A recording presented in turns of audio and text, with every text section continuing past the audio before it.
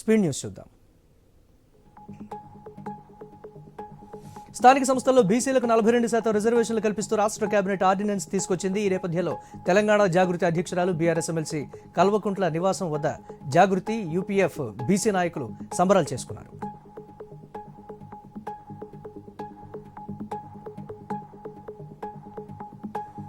ఇచ్చిన హామీలను నెరవేర్చకుండా కాలయాపన చేస్తున్నారని గుంటూరు పశ్చిమ నియోజకవర్గ వైసీపీ ఇన్ఛార్జ్ అంబటి రాంబాబు అన్నారు. వైసీపీ కార్యాలయంలో కార్యకర్తల సమావేశంలో పాల్గొన్న ఆయన బాబు షూరిటీ, మోసం గ్యారంటీపై చర్చించారు.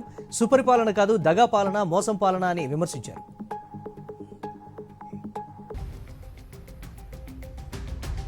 పల్నాడు జిల్లా సిపిఎం జిల్లా కమిటీ సభ్యుడు లక్ష్మీశ్వరరెడ్డిపై క్రోసూరు సిఐ రవిబాబు చేయి చేసుకున్నారు. క్రోసూరు మండలం దొడ్లేరు చైతన్య గోదావరి బ్యాంక్ గోల్మాల్ బాధితులకు మద్దతుగా సిపిఎం రైతు సంఘం నాయకులు నిరసన తెలుపుతున్నారు.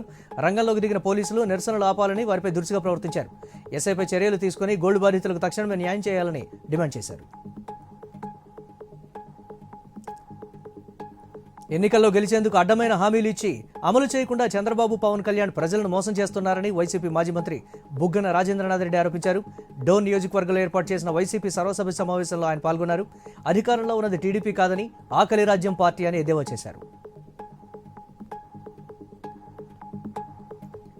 నిర్మల్ జిల్లాలో ప్రసిద్ధ పుణ్యక్షేత్రమైన బాసర అమ్మవారి సన్నిధిలో గురు పౌర్ణమి ఉత్సవాలు ముగిశాయి. అమ్మవార్లకు ఆలయ వైదిక బృందం ప్రత్యేక పూజలు నిర్వహించారు. ఈ ఉత్సవాల్లో ముధోలి ఎమ్మెల్యే రామారావు పటేల్ పాల్గొని జ్ఞాన సరస్వతి అమ్మవారిని దర్శించుకున్నారు. అనంతరం వ్యాస మహర్షికి పట్టు వస్త్రాలు సమర్పించారు.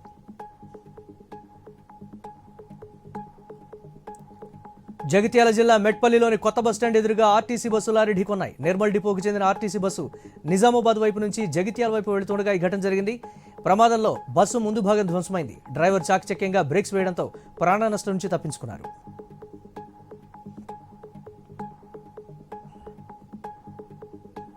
రంగారెడ్డి జిల్లా జరాసంగం మండలం బర్దిపూర్ దత్తగిరి ఆశ్రమంలో జరిగిన గురు పౌర్ణమి వేడుకల్లో రాష్ట్ర వైద్యారోగ్య శాఖ మంత్రి దామోదర్ రాజనరసింహ పాల్గొన్నారు.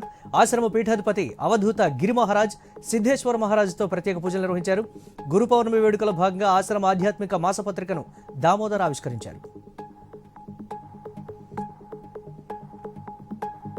తిరుమల శ్రీవారిని మాజీ మంత్రి యనమల రామకృష్ణుడు దర్శించుకున్నారు. కుటుంబ సభ్యులతో కలిసి శ్రీవారి అభిషేక సేవలో పాల్గొని మొక్కులు చెల్లించుకున్నారు. దర్శనానంతరం ఆలయ రంగనాయకుల మండపంలో వేద పండితులు వేదాశీర్వచనం అందించారు.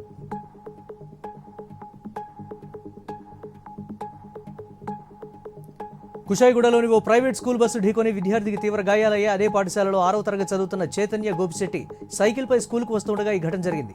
బాలుడిని చికిత్స నిమిత్తం ఆసుపత్రికి తరలించారు. యాజమాన్యం నిర్లక్ష్యం పట్ల విద్యార్థి బంధువులు స్కూల్ ఎదుట ఆందోళనకు దిగారు.